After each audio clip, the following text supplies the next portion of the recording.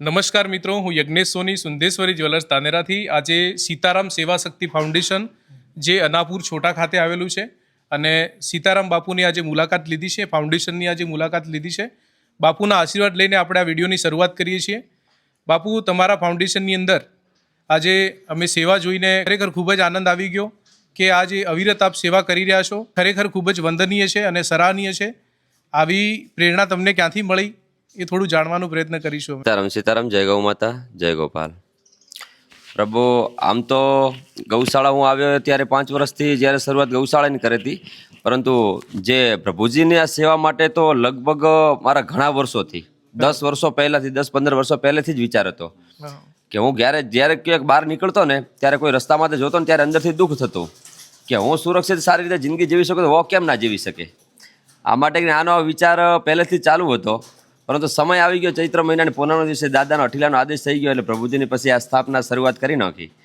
અને અત્યારે પ્રભુજી બધા ખુશીથી આનંદથી, મને કોઈ તકલીફ જ નથી પડતી અહીંયા. બરાબર. હા, બધી રીતે હનુમાનજી મહારાજની એમના આદેશથી થયો તો જ એની કૃપાથી ચાલ્યા જાય છે. તમે એવું કોઈ જોયેલું દ્રશ્ય કે તમને ત્યાંથી એવો વિચાર આવ્યો કે ખરેખર મારે હવે સેવાનું જ કામ કરવું છે? મેં ઘણા ટાઈમ પહેલાં એકવાર હું જ્યારે જનતા હાઈસ્કૂલની અંદર થરાદની અંદર ભણવા જતો હતો, ત્યારે અભ્યાસ કરવા જતો ને ત્યારે મેં એક જે હોસ્પિટલની બાજુમાં બરાબર એક કોઈ માનસિક રીતે પ્રોબ્લેમ હશે તો એમની જટા જેવું થઈ ગયું, ત્યારે કોઈક સેવા કરતા વાળ કાપતા મેં જોયા હતા.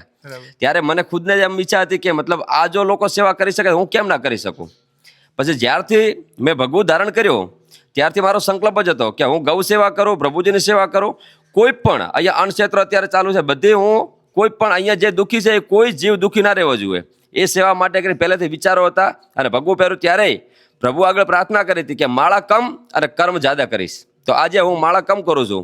માળા કરું તો કે નહીં કરતો, બસ આર્યા કર્મ કર્યા છે. ગૌ સેવા, સનાતનની જ્યોત ને પ્રભુજીની સેવા. ખરેખર મિત્રો, આજે હું મારા ઘરે હતો અને આજે મને એક વિચાર આવ્યો કે આજે સીતારામ સેવા શક્તિ ફાઉન્ડેશનની મારે અનાપુર જઈને મુલાકાત લેવી છે.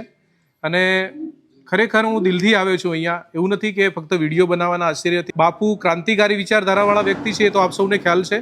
એમના ઘણા બધા ક્રાંતિકારી વિડીયો આપ જોયા છે. તો આપ પણ અનાપુર છોટા આવો, એકવાર મુલાકાત લો આ સીતારામ સેવા શક્તિ ફાઉન્ડેશનની. અને બાપુ, આ વિડીયો જે બધા આપણા દર્શક મિત્રો જોઈ રહ્યા છે એમને શું સંદેશો આપશો આપણા સીતારામ ફાઉન્ડેશન વતી? પ્રભુ, અમે અહીંયા જે નવી સંસ્થાની શરૂઆત કરી અઠીલા હનુમાનજી મહારાજની કૃપાથી, એમના સાનિધ્યથી, જે આજે અમારી પાસે લગભગ પ્રભુજીની સંખ્યા 30ની આસપાસ સંખ્યા છે અહીંયા.